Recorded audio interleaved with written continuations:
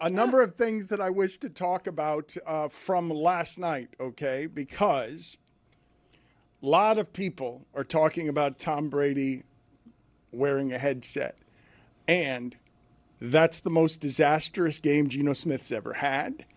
It's been 10 years since any quarterback had a game where they tried to throw down the field that much and didn't complete anything at all. That Chargers defense is quantifiably good. Obviously, Khalil Mack being hurt doesn't help anybody, but that defense is the average pass attempt against that defense is 3.2 yards. It's the best in the league by miles. And Zaslow, with cream cheese on his face, walked in here this morning and was willing to make a proclamation. I think Jim Harbaugh is an all-time great coach. I'm just looking at his resume. You see what he did, obviously, at Michigan, where they won a national championship, and by the end of his time there, they were always beating Ohio State.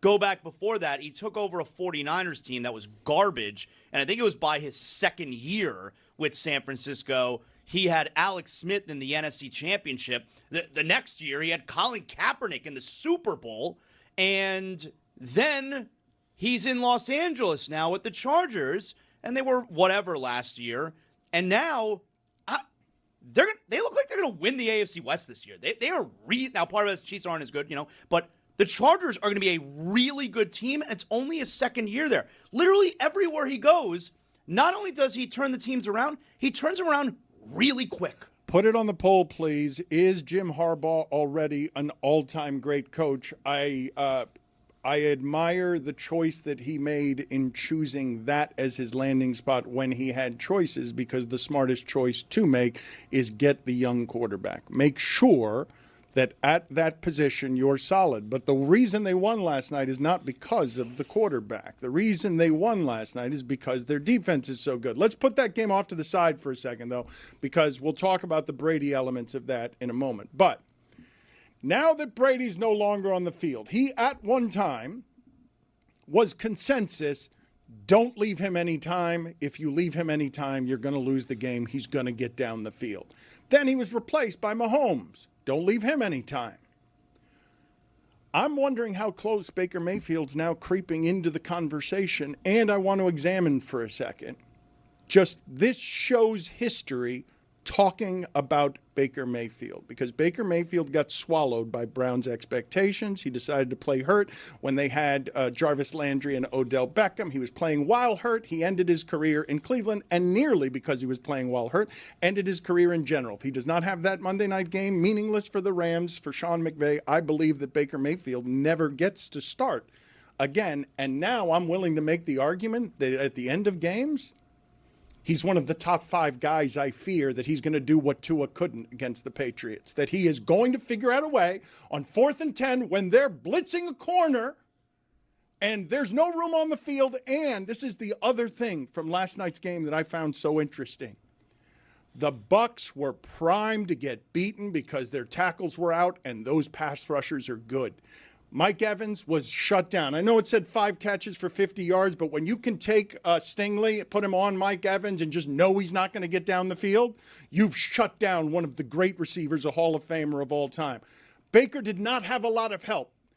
In that game, what happened is first 4 drives, all scores by both teams. Then nothing happens the rest of the game. Nothing until the last 5 minutes. And Houston does the things that at home win a game. And you got 4th and 10 in the opposing stadium, and Baker Mayfield pulls it out. So I want to ask the group, make the list for me. Now that the Chiefs are 0-2, I still think Mahomes is on there, and I still feel, obviously, anytime I'm on defense, I fear Lamar Jackson and Josh Allen. But at the end of games, I don't fear them in an appreciably larger way than Baker's going to figure out how to do something here. He's done it the first 2 weeks of the season, and he routinely does it.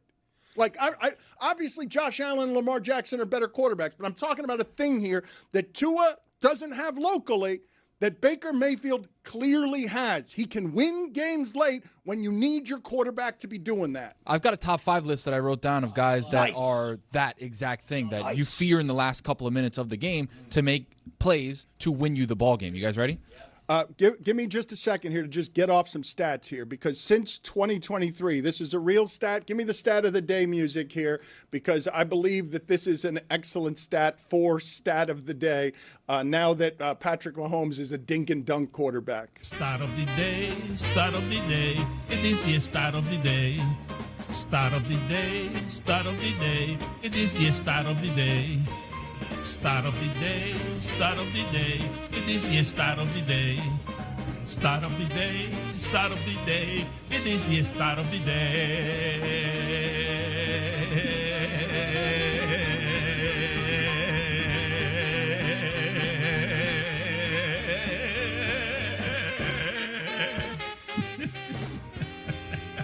There's no way the Buccaneers should have won that game. Like, honest to God, you're on the road. The Texans are trying to avoid 0-2.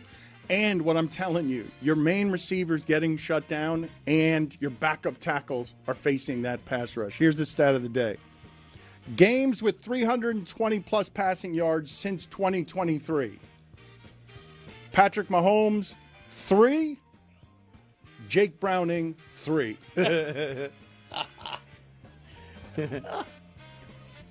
Who do you fear when I think off the top of your head, if I take Brady and Mahomes off the board, who's the guy now that you're saying don't leave him time late in the game? Probably Josh Allen. Yeah, I would have said Josh Allen. And I don't have the comparative stats. I do know that Baker Mayfield, since 2023, has had more fourth quarter and overtime touchdowns than any quarterback.